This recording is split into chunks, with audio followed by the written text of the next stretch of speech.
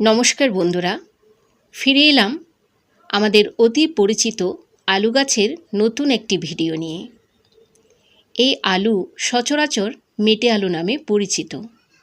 অঞ্চলভেদে বিভিন্ন নামে পরিচিত, যেমন গাছ আলু, গড় আলু, গুচ্ছা আলু, মাছ আলু, হাতিপায়া ইত্যাদি নামে। এই আলু ভর্তা, মাছ মাংসের সাথে কিংবা শুটকি দিয়ে রান্না করলে দারুণ খেতে। এই আলু আবার বিভিন্ন জাতের হয়, একটা সাদা আর একটা লালচে। সাদার মধ্যে আবার দুইটা জাতের আছে। একটা জাত হচ্ছে পুড়িয়ে খাওয়া যায়, আবার রান্না করেও খাওয়া যায়।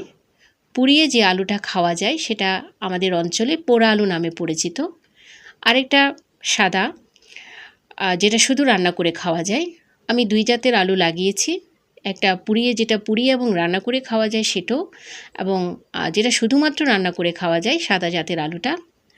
ভালো ফলন পেতে বছর দুয়েক অপেক্ষা করতে হয়। 2-3 বছর পর তুললে অনেক আলু পাওয়া যায়। আমি গত বছর বীজ পুঁতেছিলাম। এটা সাধারণত খাওয়ার আগে বড় আলুর মুখির দিকটা কিছুটা কেটে মাটিতে পুঁতে রাখলে হয়ে যায়।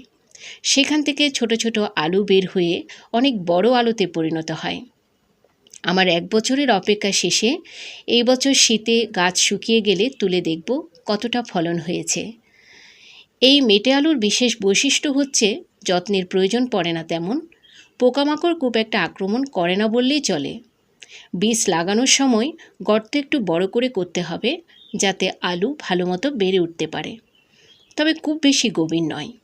গর্তে আমি ছাই, শুকনো গোবর ও মাটি ভালো মতো মিশিয়ে উপরে আলুর কাটামুখী অংশ ও বীজ বসিয়ে দিয়েছি। উপরে আবার ছাই, মাটি ও শুকনো গোবর দিয়ে ঢেকে দিয়েছি।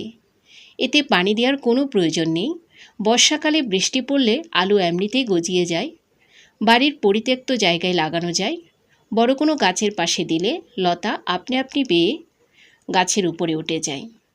একেবারে খরচ ছাড়া, কোনো প্রকার ছুট ঝামেলা ছাড়া এমন আলু লাগানো খুবই লাভজনক। বাজারে এই আলুর চাহিদাও আছে। কোনো খরচ ছাড়া সবজি হিসেবে এই সুস্বাদু আলু পাওয়া যায়। আমার কাছে এই আলুর বীজ পোঁতা গুপ্তধনের মতো মনে হয়। বছর দুয়েক পরে যেন মাটির নিচ থেকে গুপ্তধন উদ্ধার করছি। পতিত জায়গা ফেলে না রেখে আজই লেগে পড়ুন। ভিডিওটি দেখার জন্য সবাইকে ধন্যবাদ।